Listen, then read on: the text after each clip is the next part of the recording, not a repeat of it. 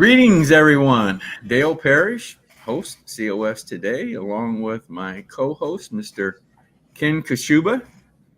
Hi, Ken. How you doing? Hi, Dale. Doing good. Doing good. Thank you. Ken is our state communications coordinator for COS in Indiana. And Ken, you've been co-hosting here this is broadcast number 315. You've been on for 173 of those. Holy smokes. That's what I said. Holy smokes. Been on there a long time, haven't you, guy? Yeah. Hair's getting grayer. Yeah. Well, at least you got hair. So you're ahead of me. Well, that's what you get for doing 315, Dale. You get Is that what it is? Yeah. You could be right. You could be right there. Yeah. I'll bow out at 200 if that's the case. Okay.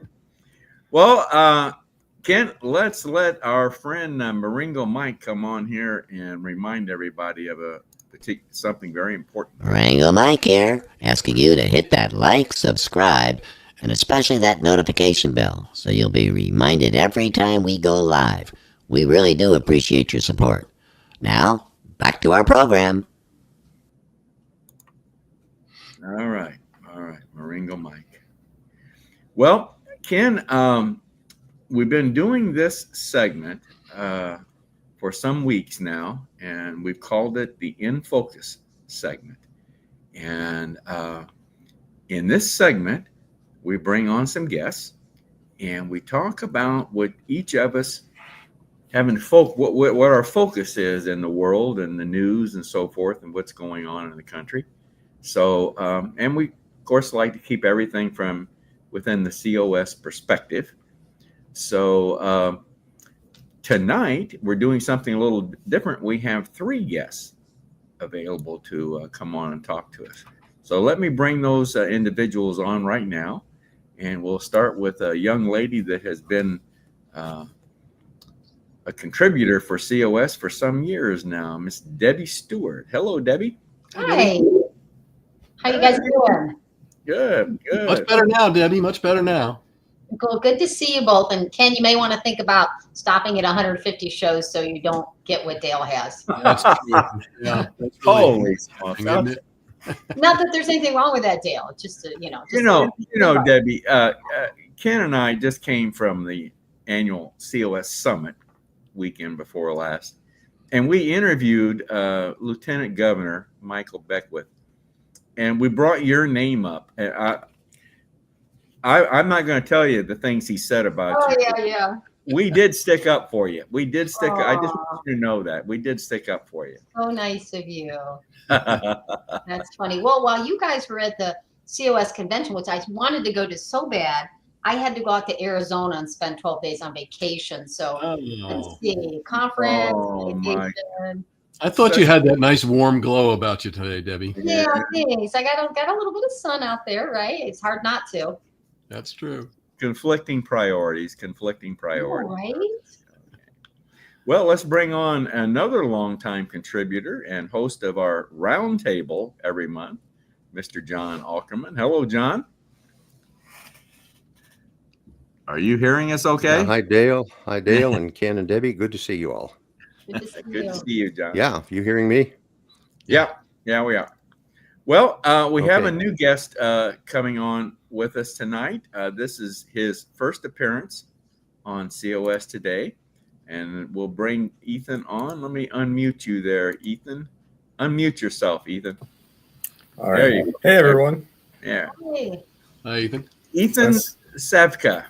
And Ethan is, well, Ethan, you're a graduate of our Emerging Leaders program, right?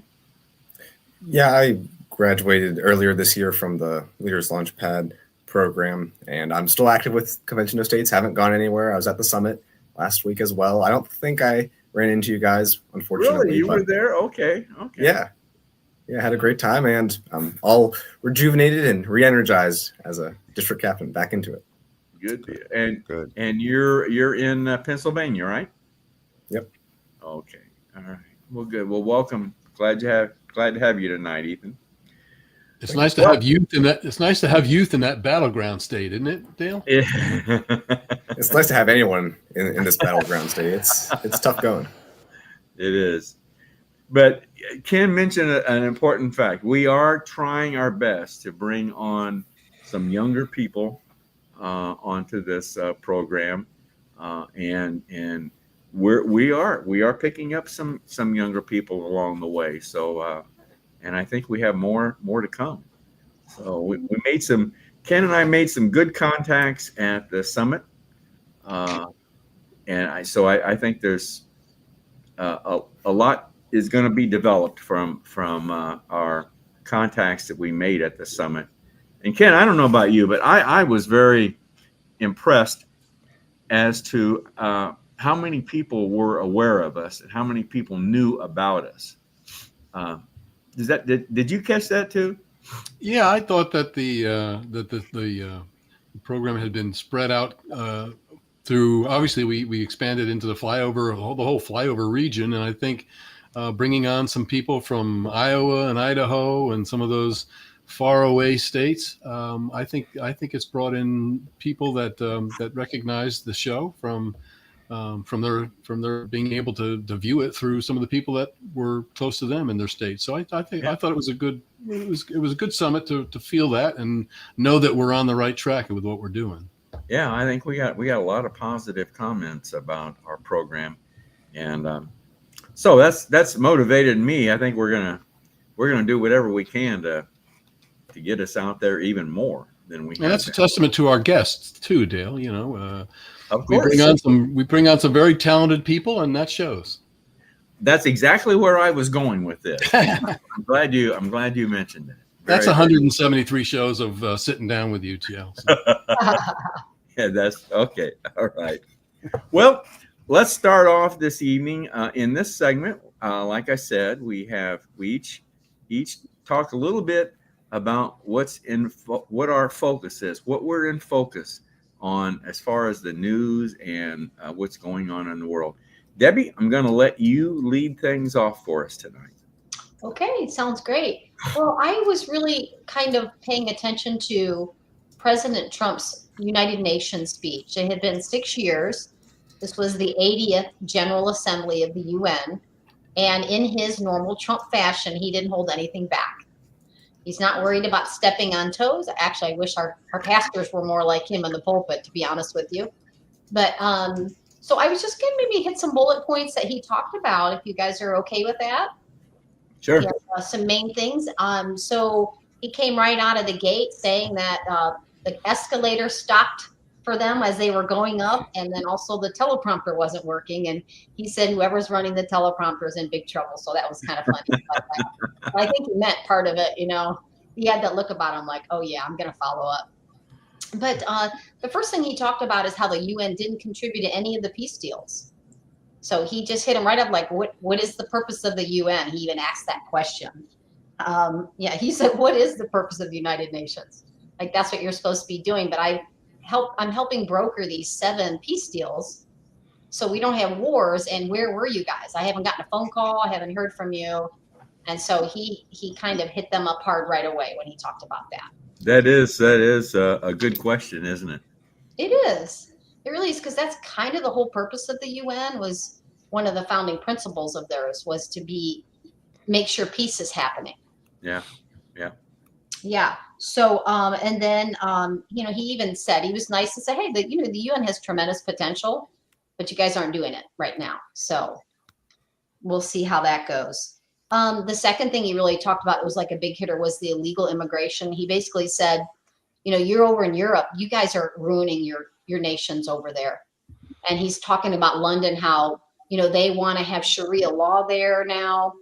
And he just talked about how you're getting so many other people from your nation and you're losing who you are.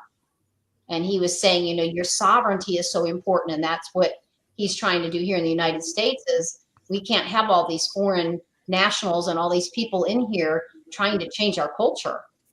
They need to be vetted. We love people from other nations. They have to come in here legally. And he even talked about like half, I think it's Germany, and he named some other countries half and over half of the men in prison are either foreign nationals or illegals. And so that just tells you that if you're not going to vet who you allow to come into your country, you're going to run into a lot of issues with that. The crime had been going way up and things like that. It's also interesting. He said this, that child trafficking was the major goal of global immigration. And I haven't heard anybody say that, but he said it right out loud. And over 300,000 children were lost during the Biden administration during all that. Talked about how we've recovered about 30,000 of them, but there's so many more. How many we've recovered? How many? 30,000 out of the 300. Is that right? And he said that, to see the parents when they bring the children that they thought were lost or dead home is just so emotional. And he said that, but there's 270,000 that are still either lost or dead. And this is what immigration is turning into right now. Wow. Yeah. So I was glad to hear. Do you think they'll ever find those kids? He said they're trying, that's a lot of work. Wonder what kind of trail was, evidently not a very good trail was left with regard to these children, where they went or who they went to, or. Well, if you think about, I don't know how they're doing immigration over there, but if you think about all those people that came over the border and the children were being separated from the parents at certain points, how would those parents ever know if they'd see him again? And how could there be a trail? There's probably no paperwork on that child. And I think it's intentional. Deep underground, that's for sure. Very deep underground. Yeah, absolutely. Okay. So, and just a couple other things that he talked about. He said the global climate thing is a hoax. It's a con job. All those wind things are just causing more trouble and money. And he's like, just go with energy. He actually flipped to, he's supporting more Ukraine, saying, hey, I think you guys can win this war. So that was a big flip. Yeah. And then he said that NATO should be able to shoot down any Russian stuff that comes into their land. Thought that was interesting. And he covered energy, crime in Washington, D.C. He talked about that, how it's such a safe city now. He used the example of how Obama with climate change would go to these big global warming conferences and then get on his 747. He would preach about having a carbon footprint and then get on his 747 and fly all the way home. And it's just kind of funny. All right. That, since he's the leader of the free world, he's really sharing his heart. That's probably going to impact other nations and especially us. So it's good to kind of know what he's thinking. Good. I think it was good for them to hear it too. I think he also mentioned that the UN was not very united. Oh, very good. I thought that they needed to get some cold water thrown on them, and I think he did it. Yeah, good. I'm sure they've missed him in 6 years. All right. Well, thank you, Debbie. Yep. John, how about you? What's on your mind, guy? Well, what's on my mind is Tylenol. Okay. A week ago today, there was a big press conference with President Trump and HHS, Health and Human Services Secretary RFK Jr. And one of the things they announced, something that I was not aware of, but I've checked it out. And it's true. For several years, there have been scientific studies pointing to a possible correlation between the use of acetaminophen, which is the active ingredient in Tylenol, and autism. Now, there's no proof. There's no causal relationship. One of my favorite sayings from the world of research, which I have a background in academic research, is that correlation does not prove causation. Two things can be correlated, but it's not necessarily the fact that one causes the other. But to me, the premier study, and here I just have to give a hat tip to a left-wing organization, Harvard University, published this study that points out strong possibility that there's a correlation between the use of acetaminophen products by pregnant women, especially large doses of acetaminophen early in their pregnancy, between that and the rise of autism. And anybody who's been awake the last 5, 10 years, 20 years knows that there's been a huge increase in autism. RFK Jr. is fond of saying that when his uncle was president, when he was about, 10 years old, when RFK Jr. was about 10 and his uncle JFK was president, the incidence of autism was virtually unknown. It was something like 1 in 30,000 children was diagnosed autistic. And it's fallen or risen to the point now where it's something like 1 in 30, something like that. And it's a huge increase. Now, I'll grant you, in recent years, the definition of autism has changed. It's expanded, and they don't say that word much anymore. They say on the spectrum, which is an indicator that the whole understanding of that condition has expanded. It's not just a narrow diagnosis anymore. It's a wide spectrum of behavioral issues that show up in children. So the definition has changed, and which could possibly include a lot of children that wouldn't have been included previously. Thank you. That was my point. So that's a real possibility. We just don't know the answer. But we, scientific minds want to know the answer. And I think Trump and Kennedy were in the right wheelhouse when they said, this is a potential risk and we need to look at it. Now, the thing that blew my mind was how all the usual suspects in the media took off on that and said, there's no proof that Tylenol causes autism. Well, guess what? Nobody said there was any proof. They said there's a correlation between that particular use of autism and the rise of that particular use of acetaminophen and the rise in the number of cases of autism.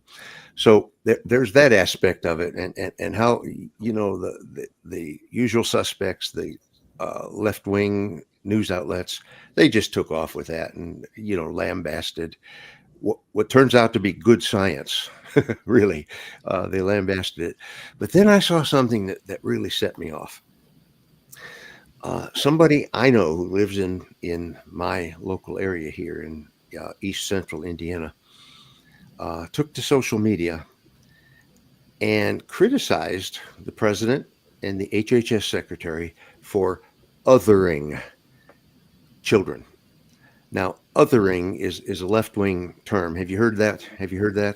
Othering, OTHERING. Yeah. Othering? Yeah. No, I haven't heard to that. say that these people are other than we are. They are different.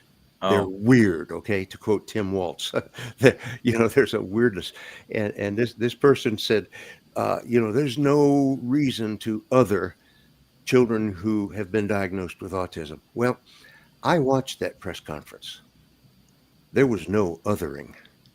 There was compassion for children who are struggling with behavioral problems that they have no awareness of. They don't have the cognitive ability to be aware of the issues, and they don't know how to control their behavior. They get in trouble, at one end of the spectrum. They get in trouble at school for their behavior. They get in trouble with their parents, with their friends and their siblings.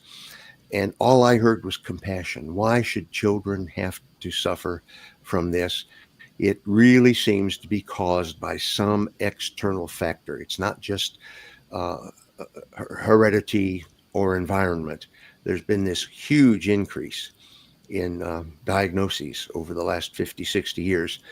And it just seemed to me that this person that I know, who shall remain nameless, was so offended that in that press conference they othered children who are suffering with a behavioral health condition. Wow.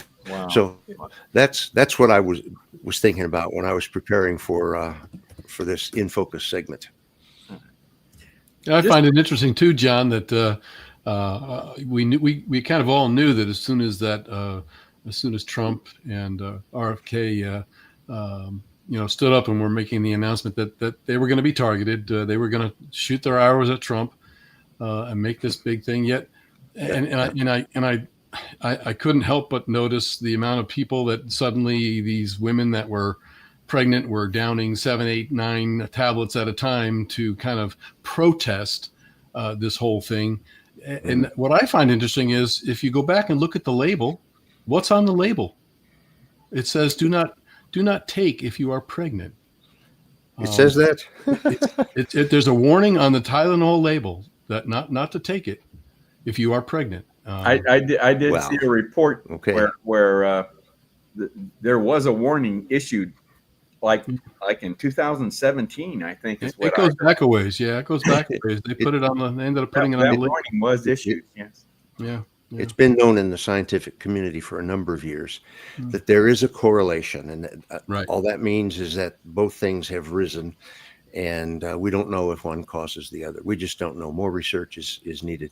Now, if Trump were really clever, he would say something like, "Pregnant women ought to take Tylenol," and then the whole world would say, "No, don't take a Tylenol."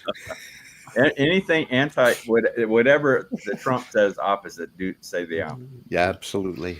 Just for everyone's information, we have a series coming up, and October 6th, our next broadcast, we're gonna air the first part of that series. But our own Dr. Dan Stock, serves with a group that is advising RFK. Oh, Yeah. And Dan is sharing his insights with us as to what that is involved. And we've already recorded the first episode, so we're going to be airing that on October 6th. Great. So, yes, our own Dr. Dan Stock is involved in this. So I gave you a lead in to promote your next right, right. You're welcome. Like I said, we've already recorded the first segment, and I still can't get it out of my mind. I still have lots of questions of what he said. But segment 2 is going to be about the food industry. So some of this we've already seen happening, but there's others that we haven't seen as yet. So ought to be very good. I just thought I'd throw that in. All right. Well, thanks, John. Ethan, what's on your mind, young man? Right. So unfortunately, what's on my mind is sort of the obvious from the news yesterday. As many of you probably did, I came home from church in the morning and checked my phone to see the news. I was looking at actually for the score from the Steelers game, and instead I found that there was a church on fire in Michigan. And obviously all of our prayers are with the families and the attendees of that church and the families of the people who lost loved ones. I think it's important at a moment like this when everyone's like reacting emotionally to the news, and it's all about headlines and buzz and speculation as to the motives of the shooter or shooter/arsonist, that we put this in context. And that's that. I know I believe you'll have a segment later on the Charlie Kirk assassination and that instance of political violence. But I think when looking at that and this shooting, you have to think not in terms of what were the motives of the specific shooter, because the shooter isn't important, but what's the historical current context of the moment? What does this speak of in terms of the country at large right now? What's the message for us as a country? Because we don't look at previous assassinations in American history and say, oh, what was the motive of Lee Harvey Oswald? No, we look at the broader context of what happened with the JFK assassination, the MLK assassination, and so forth. In this particular case, a bunch of people are a bunch of people on the left are gleefully pointing out that this was a 40-year-old Marine who had American flags on his truck and was ostensibly or presumably on the right. And they're using that as ammunition to attack the right, who had been using the Charlie Kirk assassination to point out that there's a real political violence problem on the left. I think those people right now on the left fail to see the broader picture of really attacks on churches, political violence on Christianity, aimed towards Christianity, aimed towards religion. A few years ago, we had a shooting in Pittsburgh at the Tree of Life Synagogue, a truly terrible anti-Semitic tragedy that claimed, I can't remember now, but maybe a dozen lives. It was truly terrible. And the violence against churches has only intensified since then. In only 9 months this year, there have been at least 3 that I could find tragedies involving shootings of a church or Christian school. One was the Annunciation Catholic Church shooting, which was about a month ago, I believe. And then there was the tragedy from yesterday and something earlier in the year. I can't remember. At Abundant Life that Parish. one in Nashville, that was a church school that this kid shot up. That one comes to mind. Yeah, so there's been a lot of it just this year. It's only increased. And I think this speaks to the culture more broadly. Obviously, we all know the statistics of the decline of Christianity in the country, that I think over 15% of Christianity has declined by about 15% or more in the past 20 years.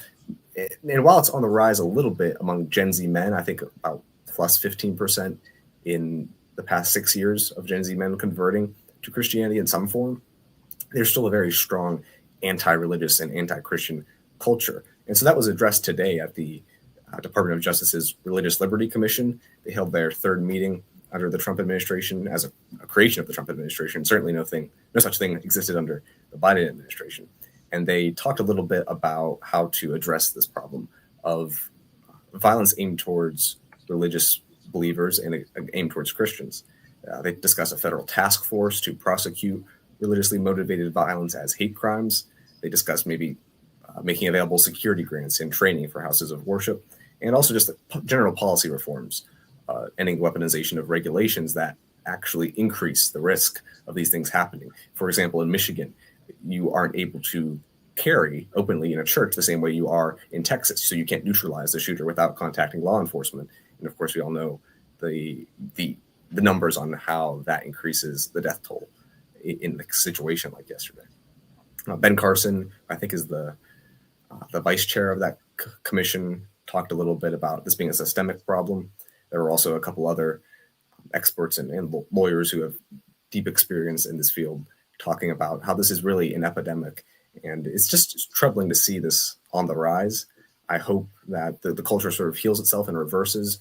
As I said, Gen Z is turning towards the truth slowly. So the more Christians you have in your country, the less like you are to have an anti-Christian and anti-religious culture. But right now, it's not just a non-Christian culture. It seems to be a very anti-Christian culture. Now, I think yesterday was just a terrible reminder of that, of something that used to be on the fringe. You'd hear a tragic news story like this every maybe once or twice a year, and this is at least the 3rd or 4th time something like this has happened in just the first 9 months of this year. Yeah, it is. Very good. Very good. It's interesting you brought. I'm sorry. Go ahead, Dale. Well, Ethan, you mentioned Ben Carson. He got appointed to a new job or a new role in the administration, didn't he? Just recently. Does anyone know what that is? You might be right. I know he's the vice chair or some similar title on this commission. I don't know what else he's doing in the administration. He was the secretary, I think, of housing and development under the first Trump administration. Right. I don't know. I just heard recently that he got appointed to some position, and I didn't catch what it was. Okay, anyway, he's a good man. Yeah, he's joining the agriculture department as a nutrition, healthcare, and housing advisor. Oh, in okay. the AHA movement. Oh, all right. Good. Thank you, Debbie. Thank you. I was going to say, Ethan, I'm glad well, I'm not glad. I'm glad in a way that you brought up the topic, because it actually was mentioned in a church service that I attended over the weekend, and it was just to it's something that obviously I think we really have to be aware of here in our country. But the point that was made in the church service at my church was there's a huge problem in Nigeria, and I had some after it was mentioned. I have to just point out some facts that I looked up after that service. And Christian persecution in Nigeria, there are 1,200 churches destroyed annually there in Nigeria. And in Nigeria, over 62,000 Christians have been killed since the turn of the 21st century due to religious violence. And just recently, there was a total of about 56,000 killed in Nigeria's ethnic religious violence. So it's a huge problem worldwide. And it does seem to be coming towards, to be a problem in this country as well. Good. All right. Ethan, anything else? No, I don't believe so. Obviously, I'm sorry to have the tragedy as my headline of the week, but I do think it needs to be discussed. Yeah, good point. Very good point. Thank you very much. Thank you. Ken, what's on your mind? Well, I'll go a little lighter. We haven't heard much about China recently. We've been, our focus has been in a lot of different places. But I noticed in a headline in a little story I read the other day about pro CCP users that are exploiting the Kirk death to attack the U.S. Now, this is something that obviously Beijing controls what the Chinese people hear and say, and just about everything else that falls under the jurisdiction of Beijing. But they are using this tragedy to make a point to the Chinese people that our government is deficient, and we are a falling government and country in the fact that this took place. And some of these people that are spreading this stuff on social media and what have you through China, the Chinese people, some of them are actually getting paid to spread more misinformation about the whole thing. They are spreading conspiracy theories and other types of things to make our government look weak. And so again, I think it's, China's been laying low a little bit lately, but I think anytime they get a chance to take a pot shot at us, they do, and they do it, as best they can. Obviously, I think it ties in a little bit with the whole TikTok argument that goes on as well, and that was long warned that the Chinese government was obviously usurping data from everybody that signed on and had a TikTok account, and that's obviously being moved towards being under United States control at this point, which at least is a good thing there. But it just goes, I mean, their fingers are in pies all the time, and anytime they can take a pot shot at the United States and try and gain some leverage with their people, they do it. Yeah. So I don't know whether anybody else had paid any attention to that or had heard anything about it, but it was just one of those things that tied in with the TikTok thing going on and what have you. It just continues to make you aware that the Chinese use any and all types of methods and data and technology to not only spy on us, but to influence us. And they certainly have the control of their own people. So I just found that interesting that they were using the Charlie Kirk thing, which obviously was, is affecting the world. I mean, it's one of those things that we're seeing is affecting the world, but China obviously wants to use it to make it look conspiratorial and that our government is weak and undermined. So well, everyone, stay tuned. After this segment, we've got Tim Heidenreich coming on to talk to us about the impact of the Charlie Kirk assassination. So maybe he'll mention something about that, Ken. That's all I had. There's a lot more that I could have gone on to, but I thought I'd keep it short and focused on just one thing tonight. So, well, just a couple things on my mind real quick. We're about out of time. I understand there's this 21 point plan that Trump says has been drawn up to end the war in Gaza. And I have not been able to sat down for any length of time to hear a report on it, so I don't know what all is involved in it. But apparently, President Trump is very high on this potential agreement. Evidently, Israel has agreed to it. So I don't know. Maybe we got something here that's going to end this thing in Gaza and bring those hostages, the ones that are still alive, bring them home. So I'm anxious to hear more about that.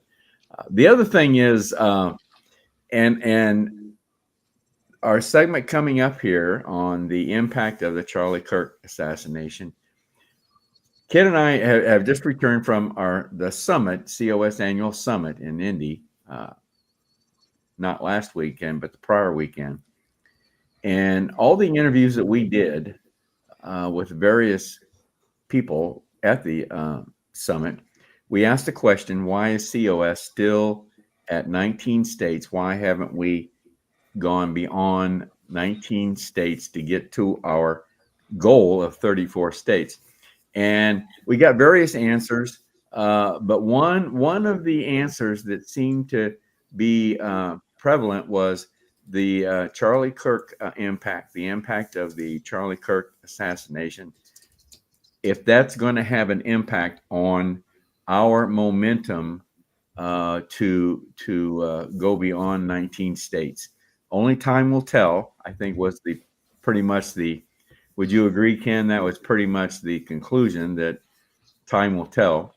But yeah, I thought they mentioned it was still a little early, but they all seem to point in that direction. Yeah. Yeah. And hopefully Tim will be touching on that in his segment coming up here on the impact of the Charlie Kirk assassination. But I don't know if you caught it in the news. I think it was Tennessee State University, where a couple Turning Point people tried to set up a discussion table down there, and they got run off the campus by students.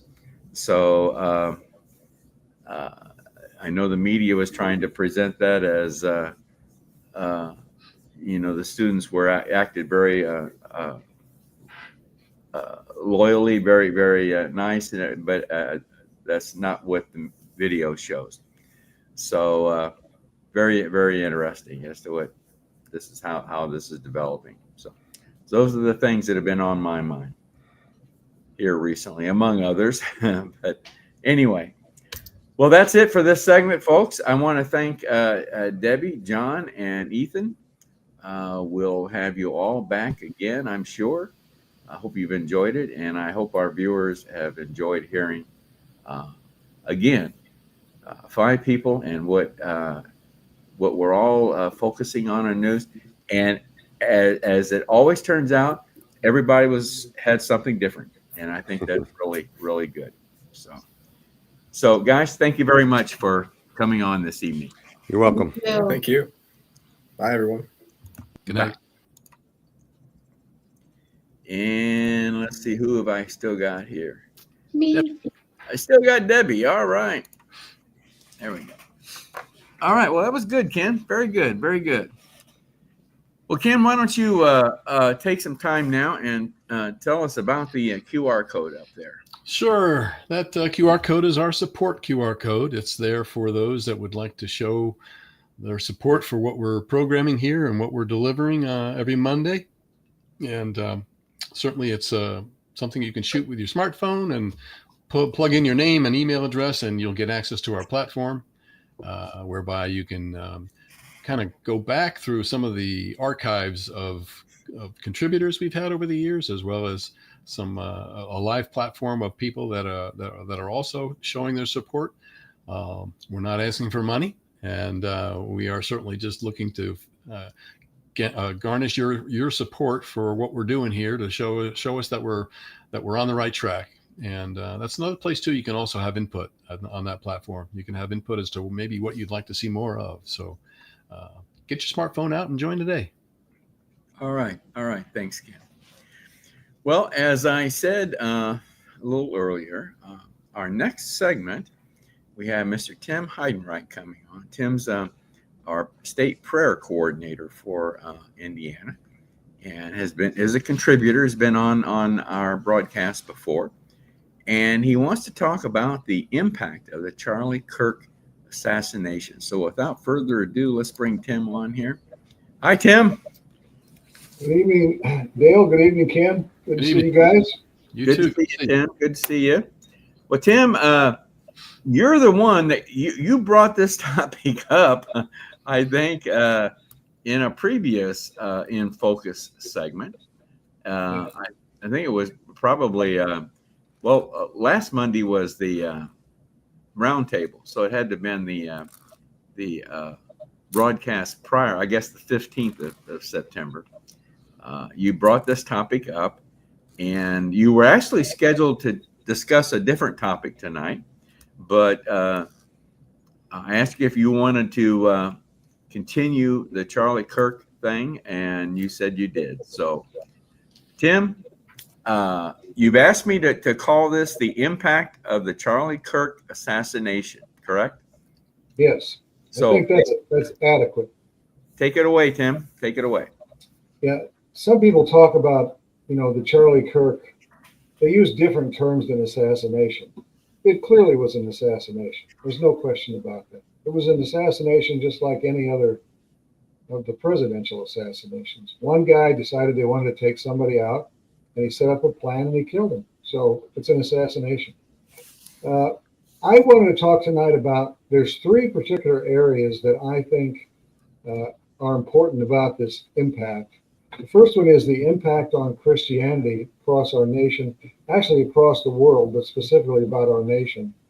The impact on the Turning Point organization would be the second point, and the third point would be the impact on politics. I've struggled trying to get data about this, statistics. The first week after the assassination, there was quite a few numbers and stuff coming out. It's kind of slowed down a little bit, but I'll give you the best that I could get as of about 2 hours ago. First of all, let's talk about the impact on Christianity. I think that Erica Kirk's forgiveness in that speech of the killer of her husband moved a lot of hearts. I think a lot of people genuinely had a change of heart when they saw that happen, because they said, I couldn't do that. And if she could do that, then that's really the face of Christianity. Just like Jesus said, forgive them for they do not know what they did.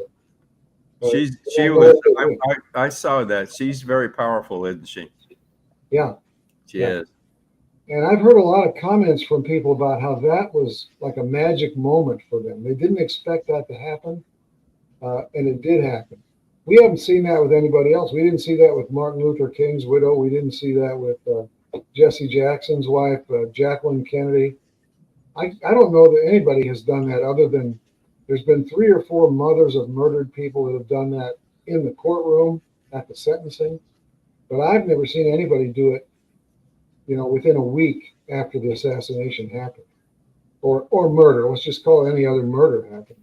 So I think that really moved a lot of people. And I think that's going to have a long-term effect on people.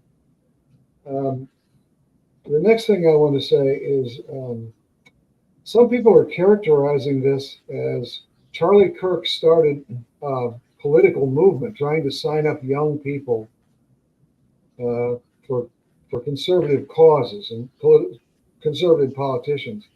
But really what's happened now is it seems like it ended up as a Christian movement. It is political, but it also there's so much Christianity in it that it's really making it more of a Christian movement, an impact to our nation, I think. Well, it's going to be both, but I just think the Christian one's really strong.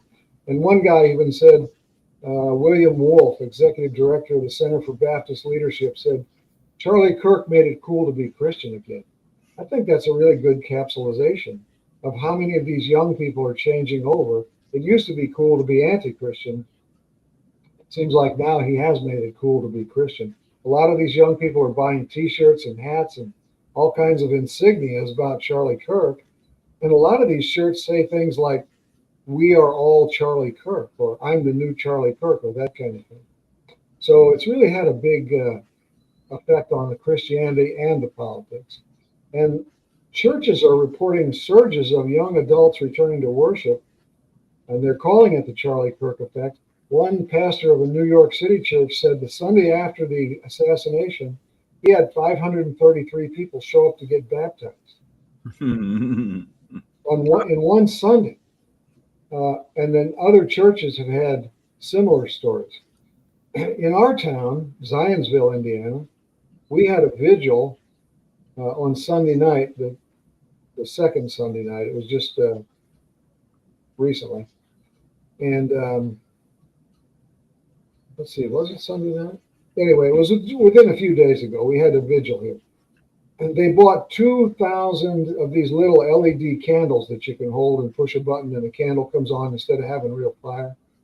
They gave out all of them. And there were a lot of people left over that didn't get candles. So in our little town, we might have had 3,000, 4,000, 5,000 people show up. We don't know. But I also saw other newspaper reports there were vigils going on in a lot of towns across America and even in other countries. Something like 20 countries had major vigils for Charlie Kirk. Would they do that for politics? I don't think so. I think they did it for the Christianity part of it. And I don't know when that's ever happened before. I think back to the Kennedy assassination. I was, in grade school when that happened. People were really sad, and we had national mourning for probably, I don't know, a week. Maybe everybody was in mourning. Everything was slow. Stores were shut down and stuff. It was kind of like a black mood. But I don't remember that we had local gatherings in all the small towns to pray for the Kennedys. So I think this is something new. And the last piece of this I want to say about Christianity, it's not directly tied to this, but it's supporting it. Bible sales are up 1 million this year from what they were last year. And that's not a big number back over the last 30 years. It's been going down. But the fact that it's coming up this year just means a lot more people are interested in finding out the truth about it. So I think Christianity is the number one thing that this has had a big impact on. Before I go to number 2, you guys want to say anything about that? I'd just say I agree with you, Tim. I think it's really more of a spiritual thing than it has been a political thing. Although people want to point to the politics side of it to be able to have some ammunition against in a political statement. But I think when you look at just the times we live, and again, we were just in our previous segment there, we talked about acts of violence against Christianity, and I think it's the spiritual warfare that's being recognized. And I read some stories too. Same thing as far as Bible usage. I've read some stories where people who had their Bible had collected 10 years worth of dust and they hadn't opened it in 10 years, and suddenly they went back and said, "Hey, I gotta go back and start reading the Bible again." So I agree, and I think the Testament. I think it was. We'd have to go back a ways. I know. Probably it was last year sometime, Dale. We had a segment or a topic where we talked about the Gen Zers starting to populate the churches again, and I think that this has just fed into that. We had seen already a growth of young people, young men is what it was. It was young men that were returning to the church. Women attendance was going down, and young men attendance was going up. So I think this whole thing is just kind of all kind of melting together, and we're seeing a rise all the way around in that end of things. That's a really interesting point. The effect on men, the increase in men. If that's true, what's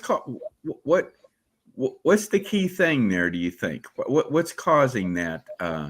Well, I think it's the fact that men in general, if you look at how men have been basically criticized and put under the thumb for so long, and the amount of families that have lost men in the family life, I think younger men are looking for they're looking for a reason. They're looking for hope.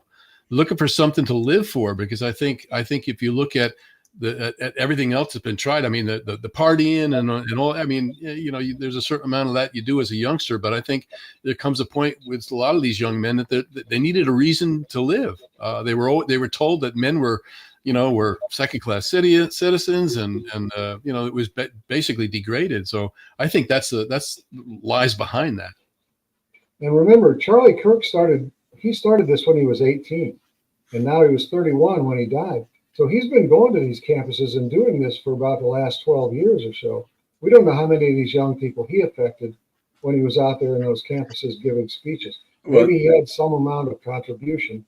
We know that when he was killed, they only had 2,000 chapters. So, I mean, 1,200 and 900. They had 2,100 chapters.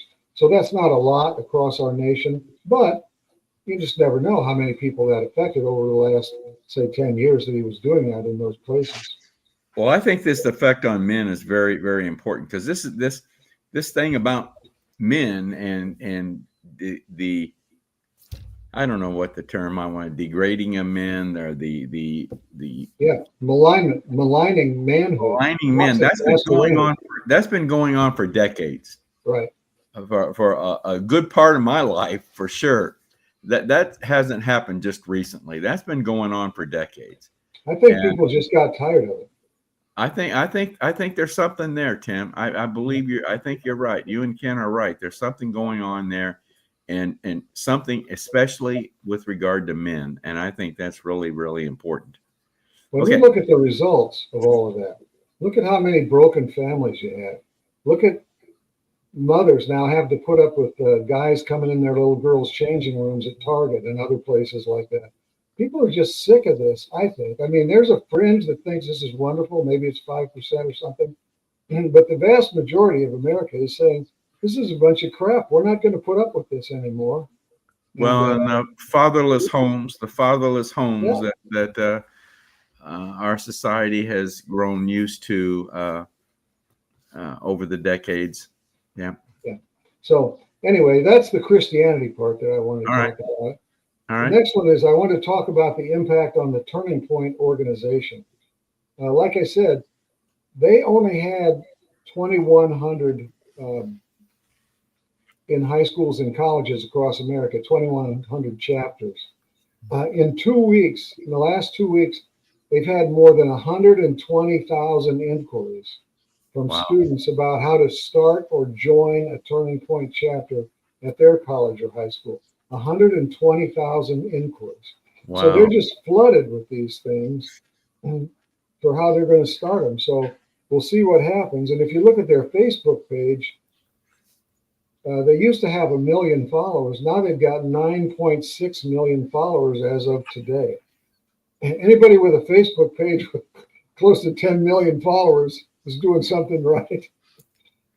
You know, we don't even have that many followers in COS, and they've always talked about if we could just get, if we could get to 10 million or something like that, we would be truly a factor.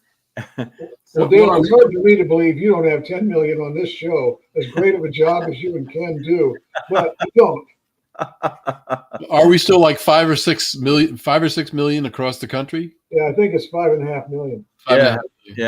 Yeah.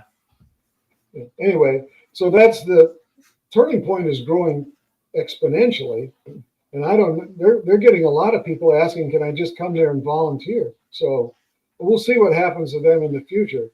But the third point I wanted to make is about the effect on politics, the impact on politics. I was able to get a few statistics. In Florida, the Republican new registrations are about 600 a day now.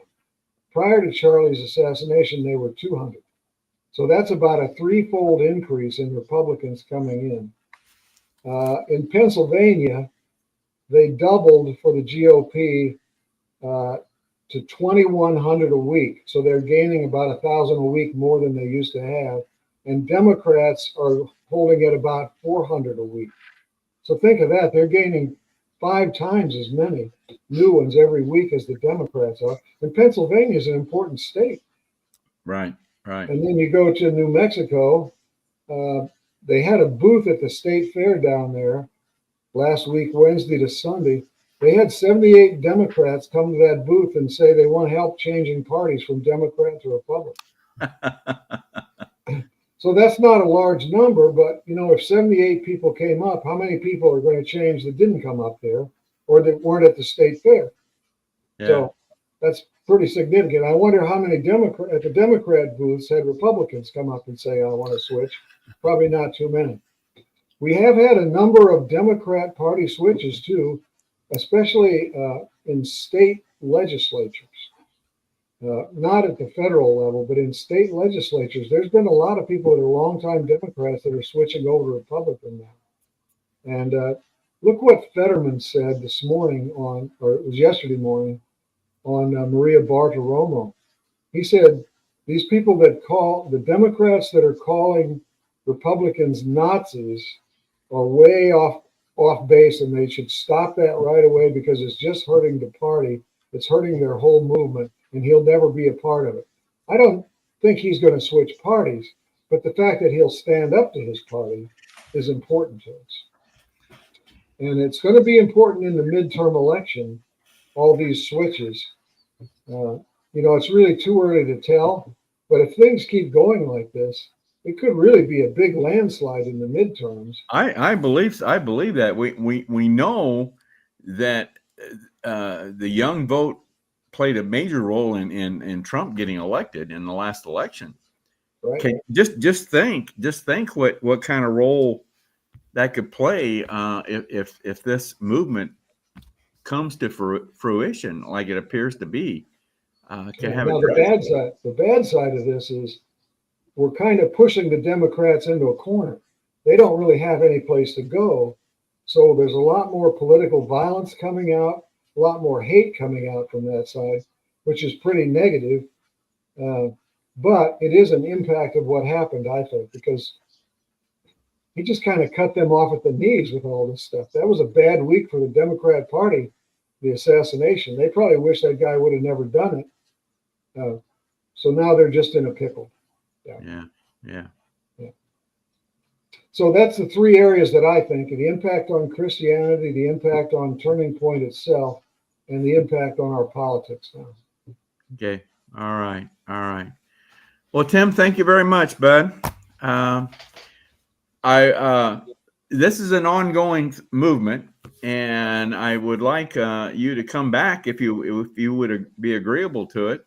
Kind of give us an update, maybe a month from now, just to kind of see how. Because I think it's important that we keep tabs and keep on top of this movement, because I believe it certainly has potential of having a major impact. And like I said, I'm really interested in the impact on young men and what's happening with them. Really. Yep. I'd be happy to do that. Always glad to get on the net with you guys, and we'll see if I can get some statistics. As I said, they're kind of dwindling now, but if they come back and I'm able to get some, I'll be glad to come on and talk about them, Dale. All right, good. Okay, Thanks good night, Ken. Good night, Thank Dale. you very much. Thanks, Ken. Thank you. Yep. Very interesting, Ken. I really. Yeah, I think the other part of that too is I think statistically, if you look at the amount of voters that turn out during midterms versus the 4-year presidential cycle, that'd be interesting to see how many young people actually come out and vote during midterms coming up. Because I think I don't have any statistics. It's probably something I'll need to look into a little bit, do a little more research on. But I'd say probably the numbers that turn out for a midterm versus a 4-year cycle is probably pretty low. Right. It's much lower. That's for sure. So it'd be interesting in 2026. If there's a big bump up of turnout there, I think that'll be another factor pointing to an increase or a result of everything we've seen here. Yeah. Okay. Well, every week we try to present a little tidbit from David Punt up in Minnesota on Dave's Daily Dose. And as a matter of fact, he gave us one on Charlie Kirk. So let's go ahead and play that now. It's called Charlie's Message. It's a tad dated, a little bit. I think he recorded this very, very soon after the assassination. So, of course, much has developed since then. But anyway, let's go ahead and take a listen to Dave's Daily Dose here. Charlie's Message.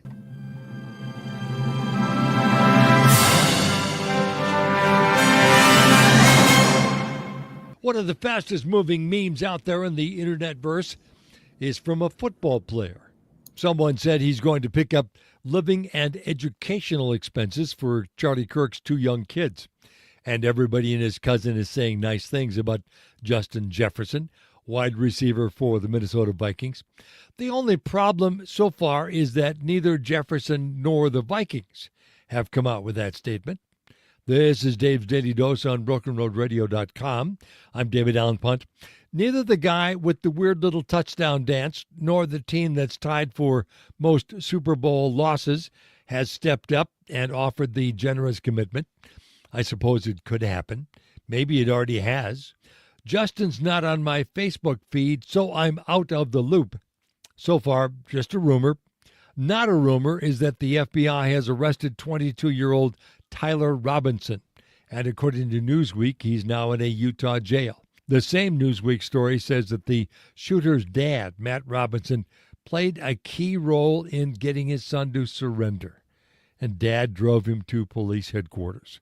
The story quotes Utah Governor Spencer Cox, who said that a family member had reported Tyler's confession to Kirk's murder, or at least implied his involvement. Tyler was not a student at the university, according to the governor. The family member, apparently not Dad, because Matt is mentioned in the story too, said that the accused killer did not like Charlie and didn't like some of the viewpoints he shared. I imagine we may learn in the near future which viewpoints those happen to be. The suspect was into gaming, especially on the Discord website. Don't know what his handle was or is. Moon Girl? Wumpus? Proud Dog Dad? No idea. Maybe that will come out at trial. The killer apparently scribbled capital O, small w, capital O on one of the cartridges, one of the bullets he never got to use. That's a character on Discord, apparently a bot that hunts animals, battles teams, opens crates, and is known for its amusing social commands. Not my thing. Yet. But I do like the style and shape of the website. I'm in the middle of putting my own together. Maybe I'll steal some of their ideas. We'll learn a lot more about Tyler Robinson over the weekend and in the coming weeks and months. Hopefully, Charlie's message of peaceful debate and Christian love won't get lost in the shuffle. I'm David Allen Punt.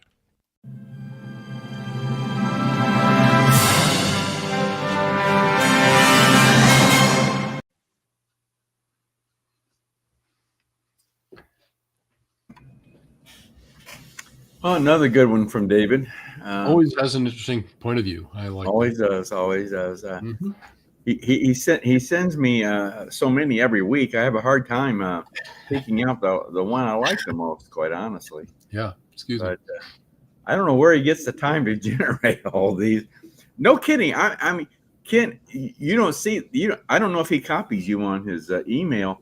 No, but he'll send me 4 or 5 of these in 1 week, every week. Now, where he gets the time to generate these, yeah. I guess daily. I guess I think he's got a regular schedule daily of doing them, and I guess he creates these daily and a couple minutes long. So yeah, and he writes these out. These are not off the cuff. These are pre-written. Anyway, he does just a fantastic job. I'm just always happy to feature one of his daily doses. Okay. Well, we touched earlier on the broadcast about the interviews that you and I did, and the question that we had about why are we still at 19 states? What's going to help get us above 19 states? As a matter of fact, you're taking all those interviews, am I correct, and kind of putting together a compilation? Is that what it's Yep. called? Yeah, I'm compiling a number of those, and obviously some of those. I mean, we'll probably be cutting those into a couple of different segments here and there, or using them in different ways. But yeah, Right. been putting them together, and it'll hopefully start having them available here shortly. Yeah, I think I've got you scheduled for a couple weeks from now. Yep. That will feature that on our program one Monday evening. But I think we had very good luck with our interviews. We got to talk to some very good people, the headliners at the summit, as well as all the regional directors. We were able to interview all the regional directors for convention estates all across the country. Got some good responses from them as well. So we'll look forward to that. So to kind of set things up here with this particular topic, I got with one of our contributors, a gentleman out of Idaho, Ken Whaley, and Ken has become a contributor for us, writes for our newsletter, and also writes for Substack. He appears on Substack.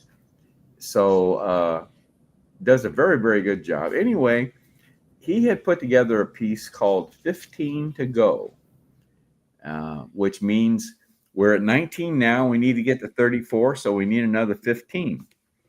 And so Ken talks about why we're at 19, what he thinks we need to do to get 15 more. So I thought I would play that interview that I had with Ken here recently tonight. Okay? Sounds good. So here we go. Well, greetings, everyone. Dale Parrish, COS Today host. Folks, we're going to be talking about a topic here that has been on my mind for some time, and I think been on the mind of every COS volunteer, and that's why are we stuck at 19 states? You know, it takes 34 states to sign our resolution and to call for a convention of states. It requires 34 states. We have 19 states that have signed the resolution and passed it. We need 15 more to go. And we've been stuck at 19 states for some years now. And I think all of us are asking, why are we stuck at 19 states? So we have one of our contributors tonight, Ken Whaley, out of Idaho. And Ken is going to give us his opinion on why we're stuck. And so he's done a little piece here called 15 to Go. So I want to bring Ken on. And hi, Ken. How are you, Dale? Good. So Ken, you're gonna provide us the answers to this whole dilemma, right? Am I right?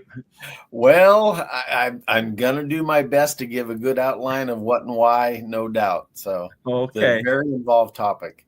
Well, it's a puzzle to many of us, quite honestly. You would have thought that during the Biden administration, you would have thought that we would have jumped way ahead with a number of states, but we didn't, and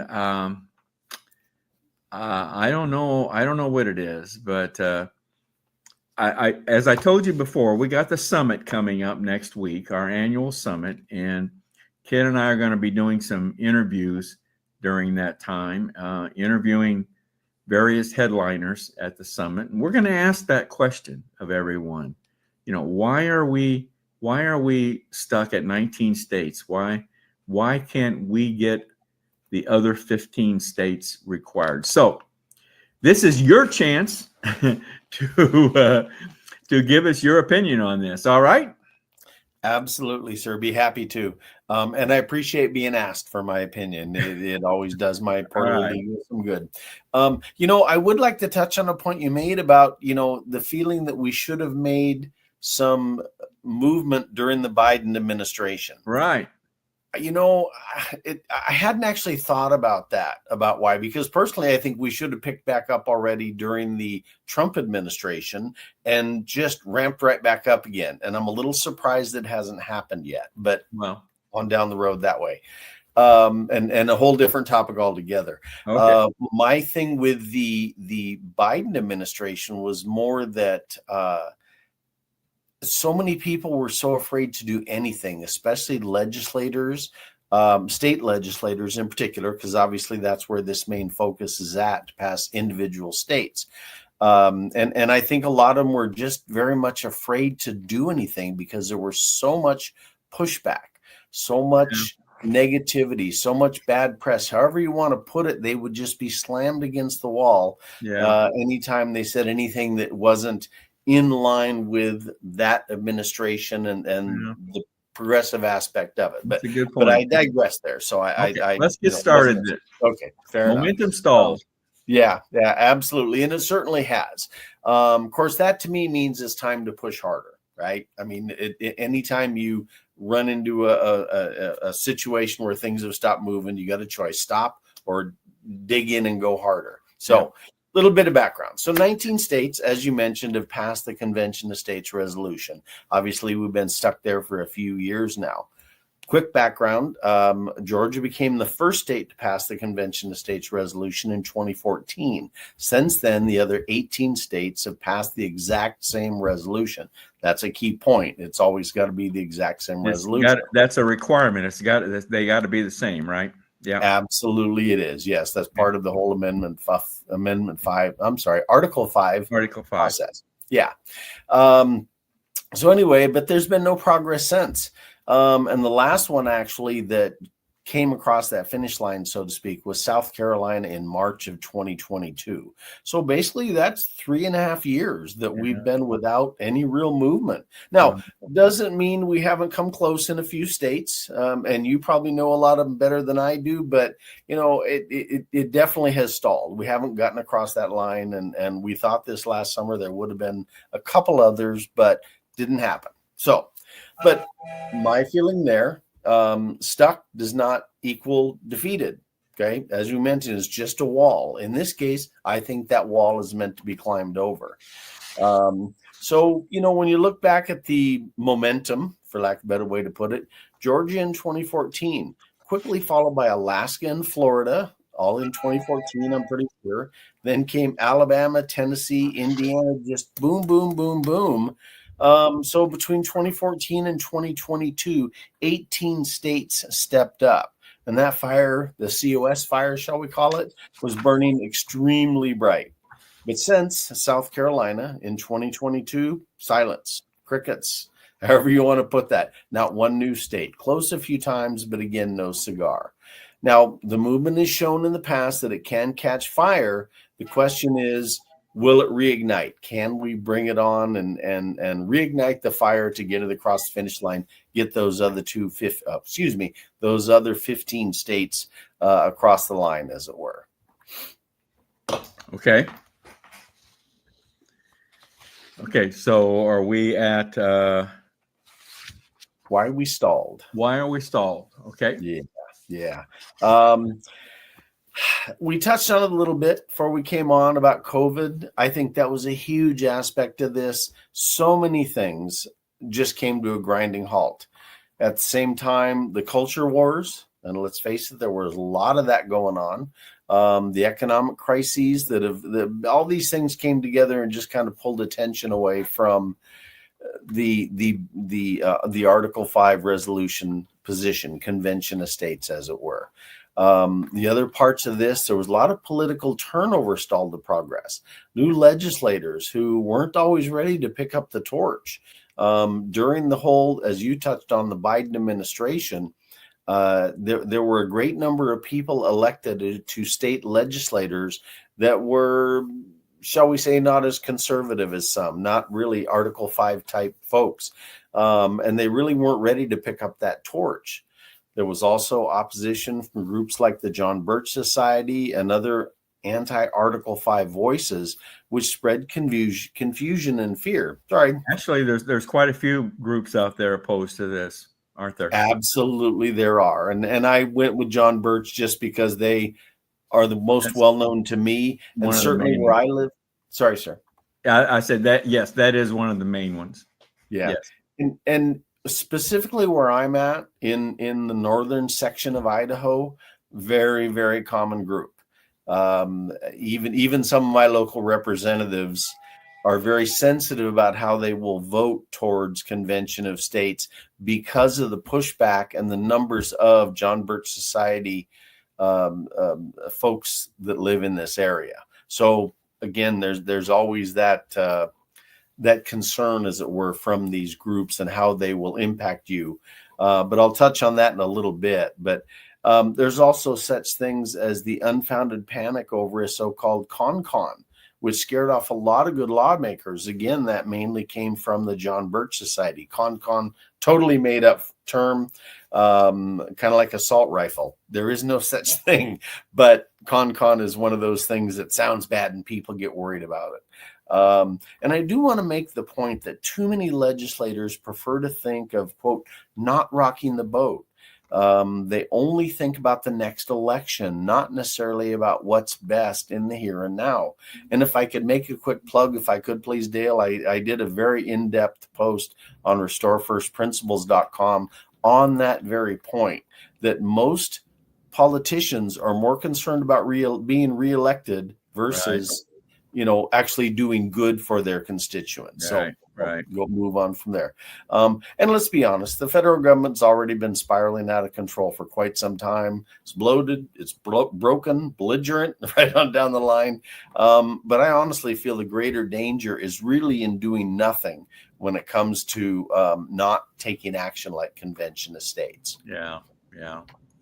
Oh, it's broken for sure. And they I think it's been proven over and over. They can't fix it. It's going to have to be we the people. And that's why we're in this movement, and that's why we support it. And we think this is, in fact, the solution to the problem. So that's why we support Convention of States. All right. Well, what did the framers have to say, Ken?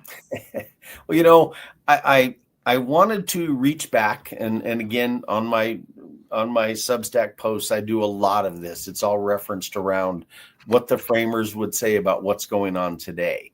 So I used some of that initiative and looked back about what the framers had to say and basically how they expressed their support of the concept and the use of Article 5. So just a couple of real quick quotes, if I could. So George Mason, obviously very well known, actually the original framer, so to speak, of Article 5. He was the one who insisted it get put in, basically said that no amendments would, quote, ever be obtained by the people if the government should become oppressive. Article 5 was his safeguard, as you know, and obviously the government has become oppressive. Article 5, my apologies. Alexander Hamilton in Federalist 85 said amendments are the, quote, means of remedying defects when the federal government overreaches. It has. James Madison then called Article 5 the constitutional road to reform. Thomas Jefferson warned us very clearly, the natural progress of things is for liberty to yield and government to gain ground. Article 5 is how we reverse that, and he felt that same way. Now, I did have one other quote that I wanted to bring in this. Mind you, there are a great deal of other quotes from founders. Sure. Those were just the main ones I found. But there was a quote by a gentleman many have heard of before called George Santayana. I'm hoping I pronounced that correctly. And while he's not a founder, he offered this warning. Most people have heard this. Those who cannot remember the past are condemned to repeat it. So think about this. The revolution was fought because King George centralized power and ruled unchecked. He was a king, did what he wanted to do. Forgetting Article 5 risks repeating that tyranny, becomes Marxism, communism, or worse. We really must act to save our country for future generations instead of leaving them in chains, is kind of my approach and what I believe George was saying in that sense. So I want to point out that Article 5 is not a loophole. It's the deliberate tool for the citizens based on what the founders provided for us, i.e. Article 5. The founders knew that Congress would never limit itself, and they also knew that the states were meant to be the ultimate check on runaway federal power. So I'd really suggest go ahead, learn more, and join at conventionestates.com. I'll give them that plug right now because obviously that's the foundation of everything we do here. And it's so critical for folks to go there, read, understand. There's just tons and tons and tons. I realize that's a bit generic to say it that way. There's more information than most people can absorb in a month worth of reading. It's just so clear that is the solution that the framers gave us when our government got out of control, when it got tyrannical. And I mean, it's right there in the Constitution. Like you said, this is not a loophole. This is right in our Constitution, and it's there for a purpose. And so it's the solution as big as the problem is one of the sayings in Convention of States that we have repeated over and over, and it's so true. It's so true. So absolutely, couldn't agree more. So. Now, go ahead. Just like I said, the real problem and the solution. Okay, so a couple things that I want to touch on with that, because a lot of people have groups that we touched on a few minutes ago really have a lot of pushback about convention estates for a lot of reasons. But I'm going to narrow it down a little bit and basically, focus on the fact that the issue isn't really merit. Convention estates is solid grounding in the Constitution and is based on tons of legal precedent. Again, you can spend weeks reading all the legal precedent and the previous state conventions that have happened in the past to show how that would all work. Okay. Another point is that the issue really isn't support. Americans overwhelmingly want limits on federal power. Poll after poll after poll that touch on that show that to be the fact, to be the true fact. So to me, the real issue here is too many patriots sitting on the sidelines. Okay. It's gone through history that constitutional republics, or even just republics in general, are lost when good people wait for someone else to act. And that's especially rough when we are the majority. So the solution to me is courage. Citizens need to show up, speak out, take action. How? Through convention estates using Article 5, the main tool the framers gave us to reign in Washington, D.C. Now, I do want to touch briefly, on what is convention estates. And I'm going to keep it very high level because obviously that can be a very in-depth thing. But the gist of it is it's a grassroots movement to restore constitutional limits by organizing the states to call a convention based on Article 5 of the Constitution. I realize that's probably oversimplified, but I tried to make it as high level as possible for those folks that maybe haven't heard of convention estates before. So that said, every phone call, every letter, every state house visit matters. That's how we, the people, make this real, especially for the state governments. In other words, we need to show up and get in front of them to let our voices be heard, let them know that they need to pass this resolution for these last 15 states in order to call a convention and get the federal government under control. Very good. Very good. So, call to action. Boy, that's a wide open topic, but I'm going to keep it narrow just in the interest of time for us. So 19 states are done. We've got those locked in. I do want to note for everybody that maybe has the question off the top. Those resolutions do not expire, or the ones that do I believe have already come up for renewal, so to speak, and then been rewritten so that they will not expire. In other words, they'll stay there till the other 15 come across the line. Right. So we get 15 more to go. Yeah, that's a huge big deal. That was always one of my first thoughts when I first joined this group. How can they keep those ready? And basically it's written into those resolutions. So without sidetracking off in there too far. So, but again, the biggest thing to me is the citizens of this country have to get off the sidelines and step into the fight. It is just so critical. We are the majority. We are the people that need to step up and make the difference.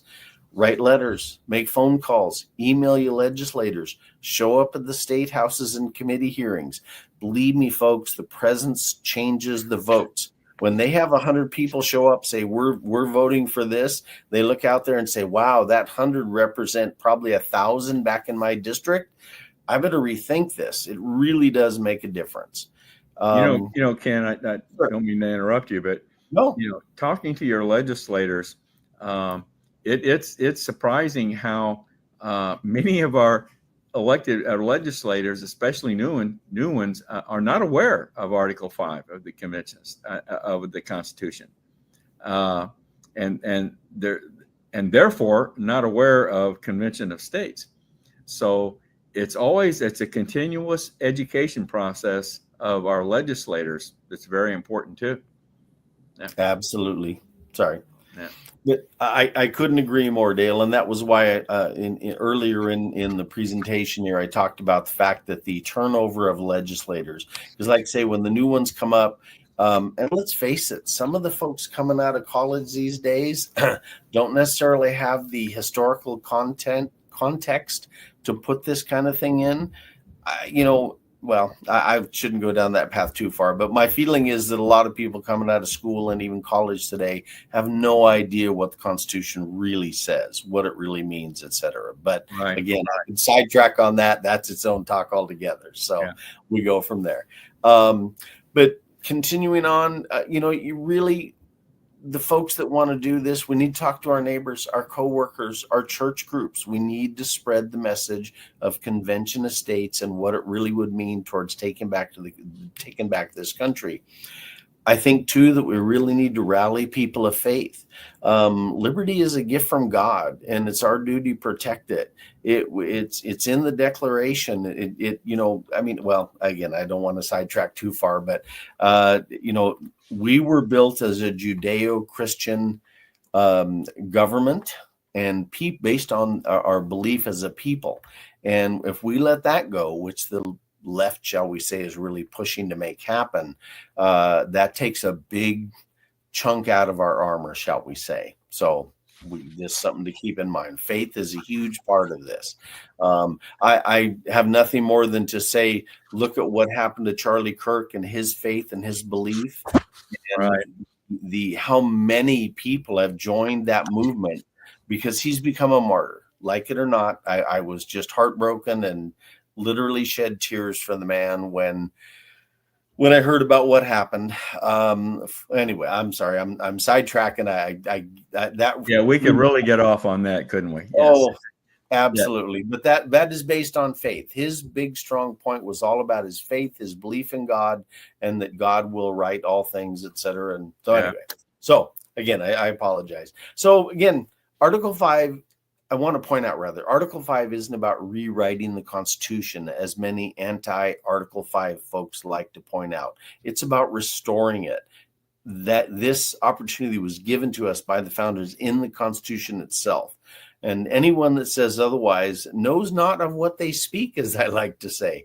And by all means, I really want to push that folks should sign up and volunteer at conventionestates.com. Not only it will allow them to learn, get in touch with folks that support this movement, but also just add to the movement, add to the majority of people that are moving towards making this a reality. All righty. All right. Well, Ken, that's a wrap.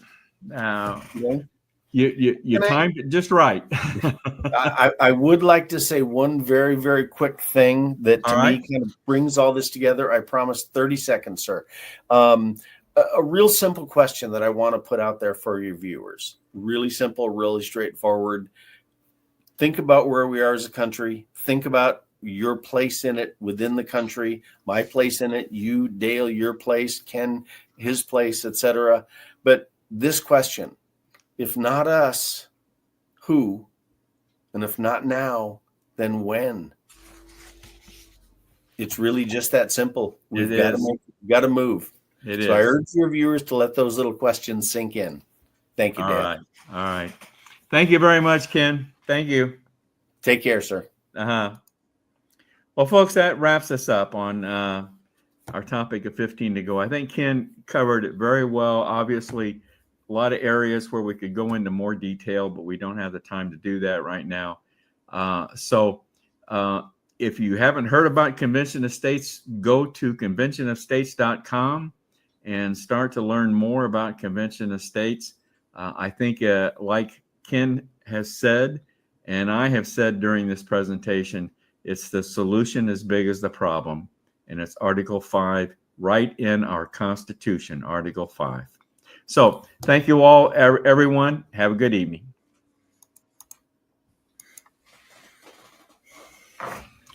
Well done by Ken Willey. Well done.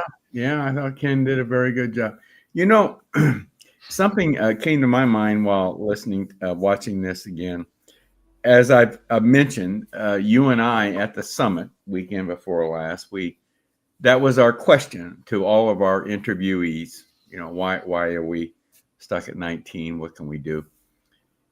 And Ken, if you remember, you were at the final dinner, right? The awards banquet. No, I was not at the awards banquet. You weren't there, were you? Nope. I remember. That's right. Well, the keynote speaker, the final speaker, was Michael Ferris, one of the co-founders of Convention of States, along with Mark Meckler. But Michael Ferris, one of the co-founders, was the final speaker at the dinner that night. And he pointed out, among other things in his speech, he pointed out two things that really got to our question about why are we stuck at 19. He has, in his legal career, and he pointed out that he's in one more year he will have been an attorney for 50 years. Wow. And he pointed out our country's been in existence for 250, and he's been an attorney for 50. So he's been a one-fifth of the history of this country. He's been an attorney. Anyway, but he has played two major legal Supreme Court decisions in those 50 years. First was homeschooling. He played a major role in the Supreme Court coming out in favor of homeschooling. And of course, he played a major role in the Roe versus Wade, overturning of the Roe versus Wade decision in the Supreme Court. Huh.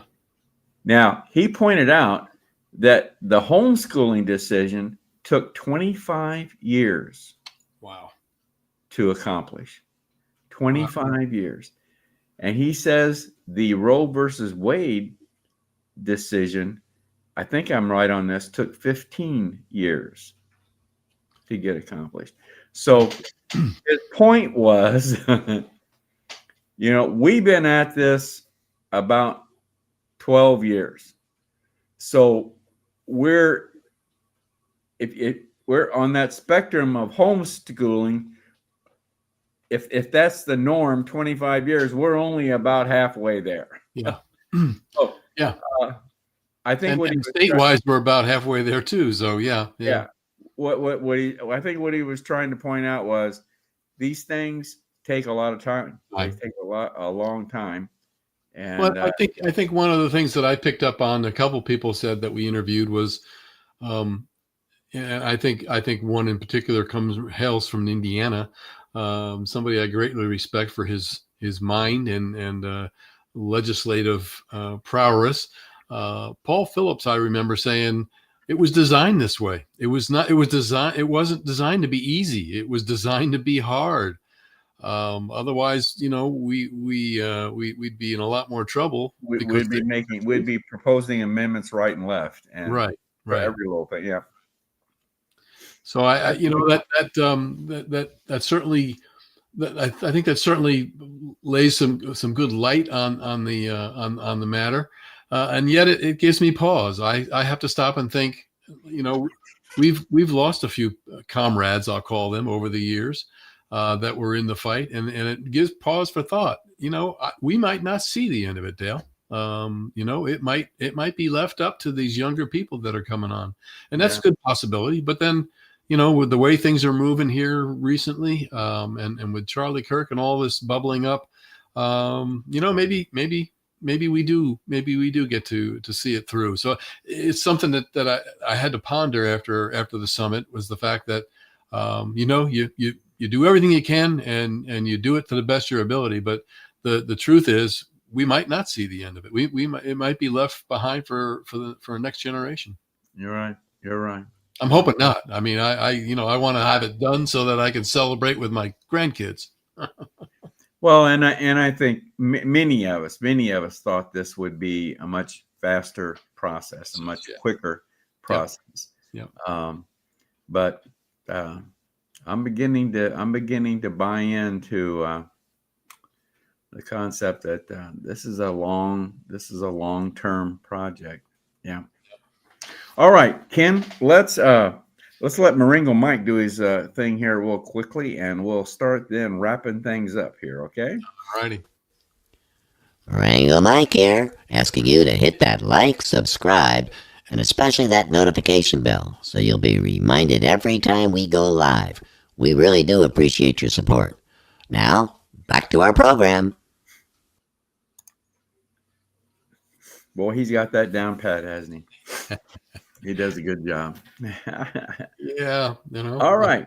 I heard he's working on a longer speech, but we'll leave that for another time. Oh, is that right?